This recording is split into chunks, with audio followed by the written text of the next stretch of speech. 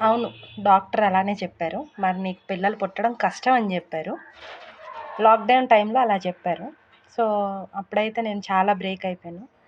అంటే second time pregnancy అనేది నేనైతే పర్సనల్లీ చాలా ఇంపార్టెంట్ అనుకుంటాను ప్రతి అమ్మాయికి. ఎందుకంటే ఫస్ట్ ప్రెగ్నెన్సీ అనేది అప్పటికి మనకేం తెలీదు. అంత నాలెడ్జ్ ఉండదు.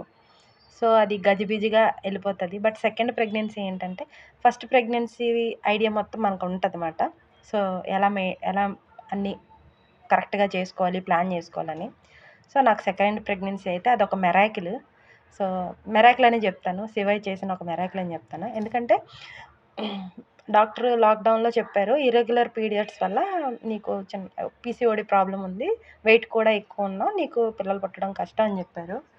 సో, అలా జెప్తే ఇంకా చాలా బ్రేక్ అయిపోయాను. కానీ దాన్ని నేను స్ట్రాంగ్‌గా బిలీవ్ చేశాననమాట.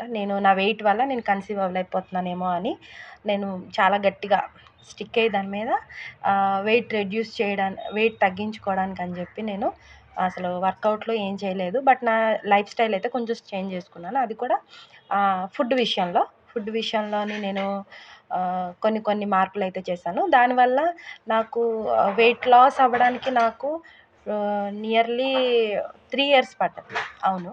అంటే మధ్య మధ్యలో తినేసేదాన్ని. ఇలా హెల్త్ ఇష్యూస్ ఇలాంటి వల్ల అవ్వలేదు. బట్ నేను 4 ఇయర్స్ కంటిన్యూగా ట్రై చేసిన తర్వాత కూడా నేను సెకండ్ ప్రెగ్నెన్సీ అంటే రాలేదు.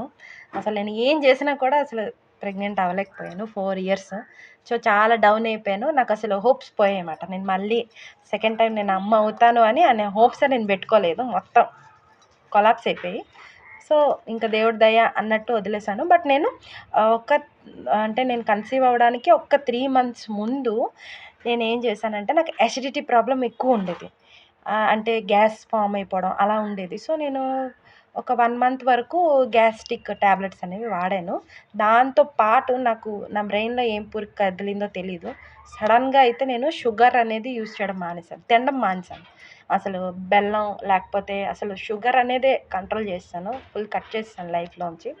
బట్ ఇలాంటి ఒక సాడ్ సిట్యుయేషన్ మా ఇంట్లో మాది జాయింట్ ఫ్యామిలీ. సో, అలాంటి ఒక సాడ్ సిట్యుయేషను ఒక పెద్ద అంటే డిజాస్టర్ అనే అనుకోవాలి. ఆ టైంలోనైతే నేను కన్సీవ్ అయ్యాను. అసలు నెక్స్ట్ ఏం చేయాలి అని కూడా నాకసలు ఈ ప్రెగ్నెన్సీ కంటిన్యూ చేయాలా లేదా అని ఒక డైనమాలో పడిపోయాననమాట. సో, ఆ స్టోరీ అయితే చాలా హార్ట్ టచ్‌ఫుల్‌గా ఉంటది మీకు. షేర్ చేయడానికి కూడా నాకు కష్టంగా ఉంది. పార్ట్ 2 కోసం వెయిట్ చేయండి. ఛానెల్‌నైతే సబ్స్క్రైబ్ చేసుకోండి. Thank you for watching. Bye.